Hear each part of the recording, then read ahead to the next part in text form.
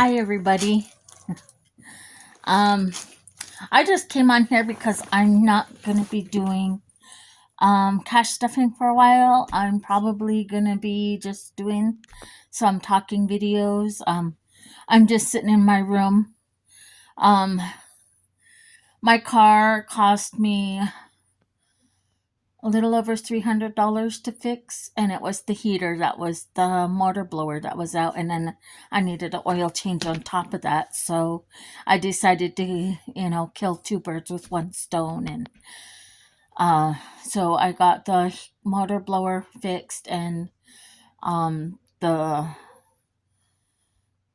oil change, and so that took all of the money that I had in my savings challenges, and then it took part of my insurance money. And so with this bonus check that I got, had to put it all back into my insurance because my insurance went up $100, and so now I'm paying over $300 for my insurance because my husband has insurance on his car. And I don't know if you can hear me. I'm holding. But so I am down to my last like $20, and I filled my gas tank, and we're gonna go to a bazaar, do a bazaar this weekend. So hopefully that'll go good. I'm crossing my fingers that we'll have good sales. I'm trying not to sit still and trying not to just wait for. I did get on unemployment. That's a good thing. I got to do my waiting week, and then I think next week will be my first paycheck, if I remember. Tomorrow I got to go up to Redmond to do my one-on-one, and then after that I can do my first claim. So things are moving slowly, but they're moving forward somewhat. And I'm thankful. I'm thankful for the unemployment benefits.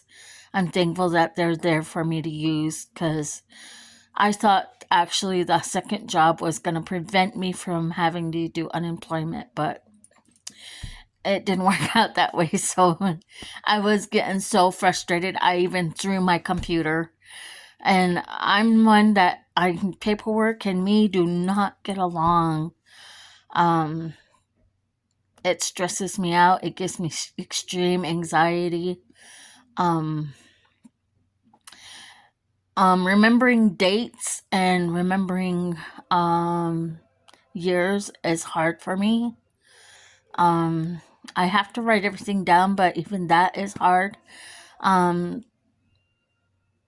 I want to say that I'm lazy and that I don't want to do it, but it's not that. It's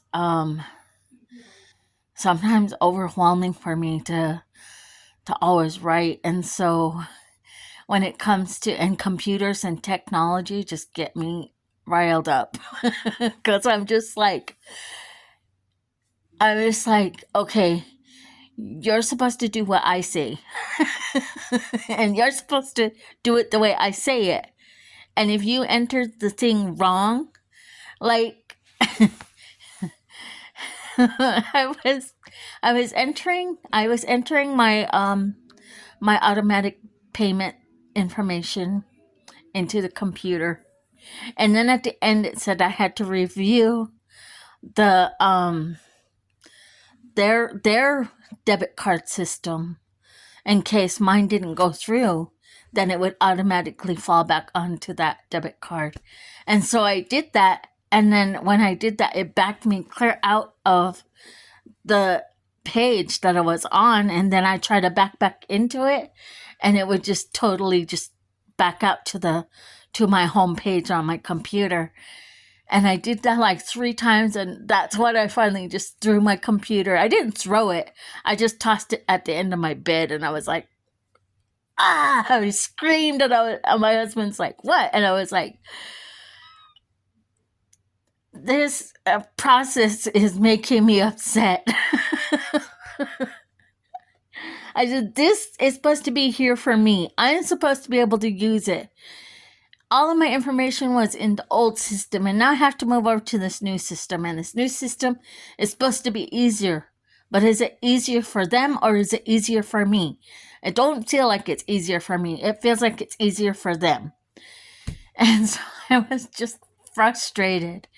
And so finally, I sat there for a little bit and I calmed myself down and took a few breaths. And I was like, okay, maybe if I try it on my phone, it will work.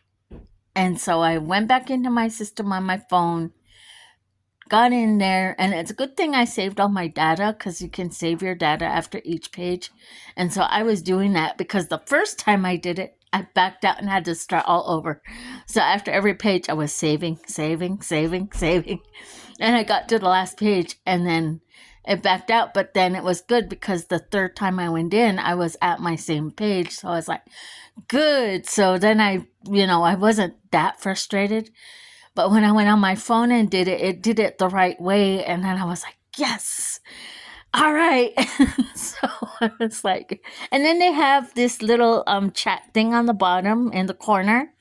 And you're supposed to be able to go into there and chat with them and get the help that you need. The chat thing came up. I was like, a live chat person will be with you in about 50 minutes. I was like, 50 minutes? And you need to leave this page open. And I was like, and my attention span is not that great. I mean, I do my nails. It takes me like 2 days to get them just right because I can't sit still for 2 hours. I'll be sitting there trying my best to just keep still. I'll turn on the TV or something so that way I'll keep still. I always end up messing my nails up and I have to do them over again or do one or two of them over again. Anyways, needless to say, I finally got my unemployment letter and they said that I just need to do my one-on-one and then I can do my first weekly claim. And I was like, whew. So I'm like, okay, I'm good. I'm doing good. I did good. I figured it out. And usually I try to have my kids come and help me figure out what I'm doing wrong. And I was like, I need to start learning how to do this stuff on my own. So that way, if, they happen to, because they live with me. My children, 2 out of 3 of my children live with me. And, I don't mind. I like it because whenever I need help, they're there for me. And whenever they need help, I'm there for them. And they're all over 18. And I don't believe in kicking children out when they're 18. I don't think that's, to me, that's not. It might be a good thing, but to me, it's not. I feel like when they're ready to leave, they'll say, "Hey, Mom, I'm moving out," and I'll be like, I'll cry and I'll whine a little bit, but I tell them, you guys live your lives, do what you need to do. Yeah, Mom's gonna cry and Mom's gonna get upset, but that's because it's a mom thing. Us mamas cry over everything, and so, I always tell them, you're not gonna hurt my feelings. It's just what moms do when our kids grow up and finally fly the nest or the coop or whatever. And so I try, and one of my daughters lives away from me, and it's really hard. I mean, I feel like there's times when I feel like I should be reaching out to her more, and then there's times when I'm like, okay, I need to back off a little bit. So it's it's a balancing game for me, but we did go do some shopping today, but I couldn't spend that much because I'm not working and I still got bills to pay, and I feel like a Scrooge and a Grinch this Christmas because I can't get nothing for my children. My husband has savings and he'll probably get gifts for us, but I'm just like, hey, I always feel bad every Christmas because I'm always struggling during Christmas time. for this reason, because I'm not working and I'm not saving and I'm not um, doing what I'm supposed to, I guess. Yeah, but I had a long day of driving. My brother just called me, and I feel like I want to go up there and sit with him for a little bit, but um, I'm just like, I just want to sit here and relax and just kind of be for a little bit. I don't want to go up there in my mood that I'm in right now and put that all on him. I just want to, I don't know, and you know how it is when you have in-laws and they're not the ones that you would choose for them, and they're not exactly, but that's how I feel. And I just don't want to put that on him. I want to go up there with good feelings and not be all um with that resentment on me. I'd rather be up there and I really have a hard time controlling my feelings when it comes to, my family and our in-laws and stuff, and I'm just like, I just have to, I always have to back off because I'm just like, I don't want to say nothing to upset them and make them upset and, put my feelings on them, and then, then they don't want to be around you because you're upset at, their loved one, the one that they love. And, you can't control who they love, you can't control who they want to be with. And so I have to back off and just keep to myself and keep myself okay, because I have to take care of me. And sometimes I feel like that's selfish. I feel like that's not the right way to be. But um, if I ran around and took care of everybody that wanted me to take care of them, I would never have time for myself. I've been there before. I've done that before, and it's not healthy.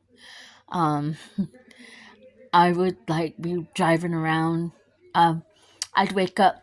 I'd wake up on my weekends after I'd be off work, and as soon as the the Rainbow opened, the store that sells beer off our reservation. We're supposed to be a dry reservation, but it's not working because we have stores with beer on all four corners of our reservation.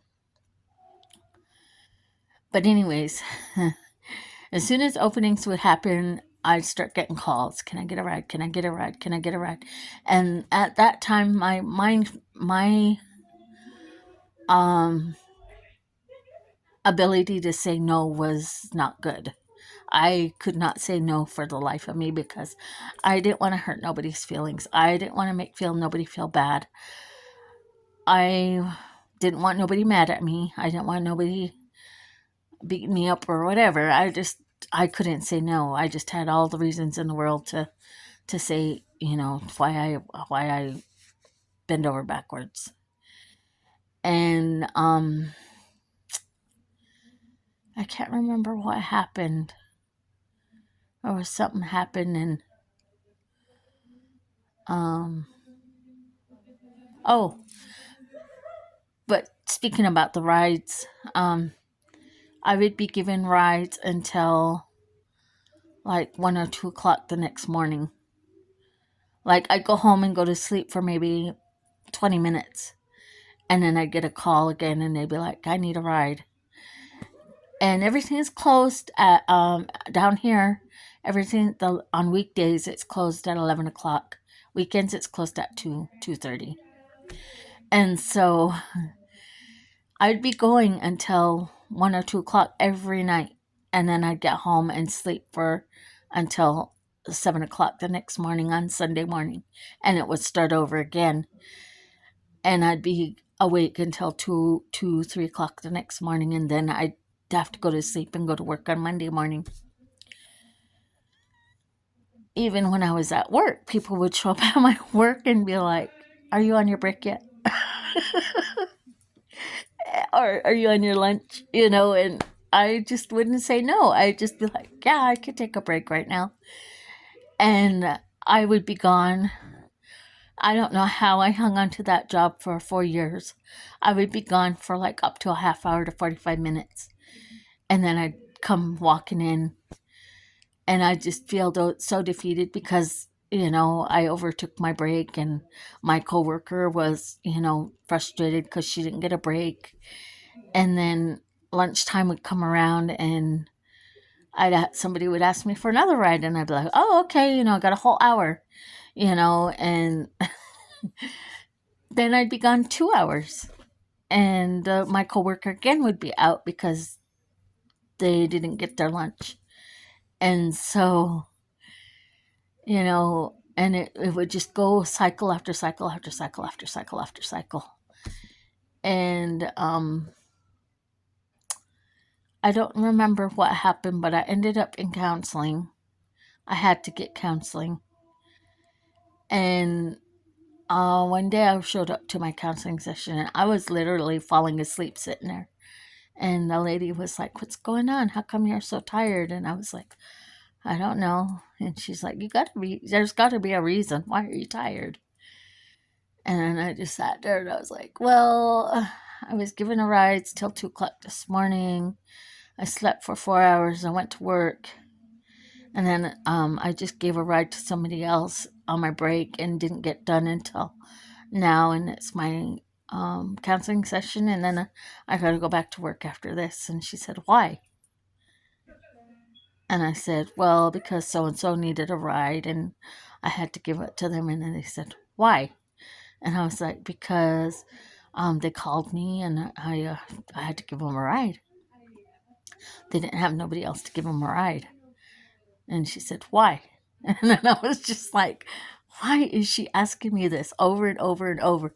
And then finally she said, the reason why I'm asking you this is I need you to understand that you don't need to, say yeah every time. And I was like, oh. And then, anyways, so then I put a thing on my door that said no rides. I put a sign on my door because in my defense, I could not face anybody and tell them no. And so I put a sign on the door, no rides after 6 o'clock and no rides before 5 p.m. And so there was an hour after I got off work to give people rides, and then after that I was home. But it was the beginning of my journey of learning to say no. And I still, to this day, have a problem with saying no. A lot of people are like, nope, not me. It's easy. I can just say no because I'm not going to, And I'm like, good for you. I'm so happy for you. And I don't know if I'll ever get to the point where it's going to be easy for me. But, yeah. And so that's where I'm struggling with my brother because he is, and he doesn't want to bother me. I know he don't. But I just feel like I'm so frustrated because there's so many people. He has so much family and, and they're all into their own things. They're all doing their own, living their own lives. And he don't have a full-time mate. Well, actually, the mate that he calls his full-time mate now, she's also into her own thing. And so, so I'm wrestling with myself. I'll decide later tonight. But visiting hours are probably almost over anyway. And I don't know. There was a time in our lives when our families with times like this, we would never leave anybody alone in the hospital. And I don't know where that changed, or because we'd all take turns. We'd all take turns going stay with that person and minister to them and love them and show them that they're cared for. And He did call, and I told him I'd be there in the morning to, he wanted some scratch it tickets, so I said I'd bring him some. And the person that's supposed to go up there tonight isn't probably going to go up there. She's probably doing other things. So, anyways, I'm dumping this all of you guys because I have nobody to friend to. So, anyways, I decided to come on and let you guys know that I'll probably maybe do some lessons or do some sharing of my budget and um, how I do my budget and how I do my cash stuffing and stuff like that. But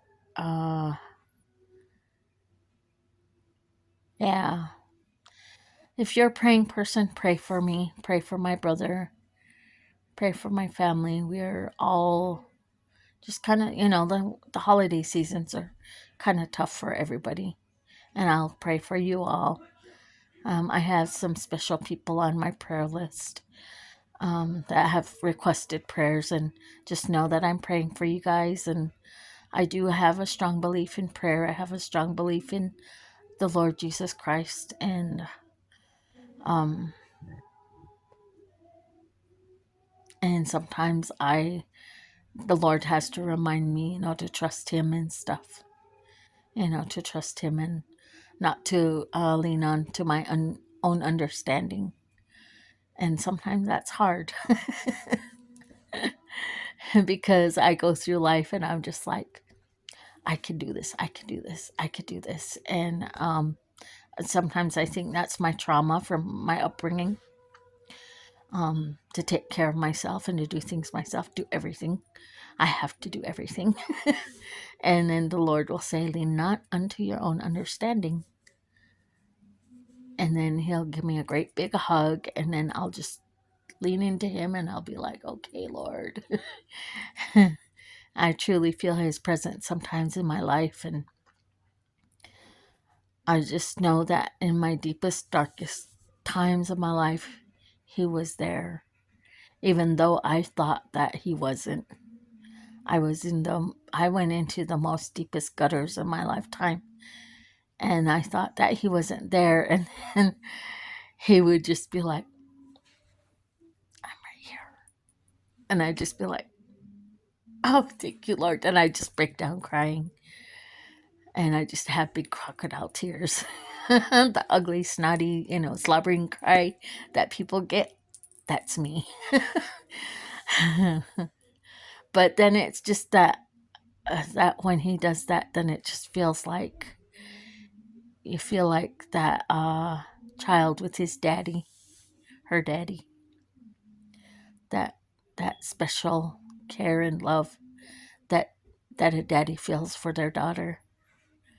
That's how I feel. And I hope that, when times are tough for anybody, that they know that they can reach out to Him and call on Him. And you don't have to say a big fancy prayer. You don't have to say, hallowed be thy name, even though that is true.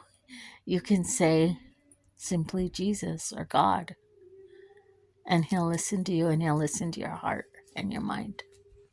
Whatever's on your mind. You don't have to pray out loud. And it don't have to be long. There's times when I'm just like, Jesus, I need you.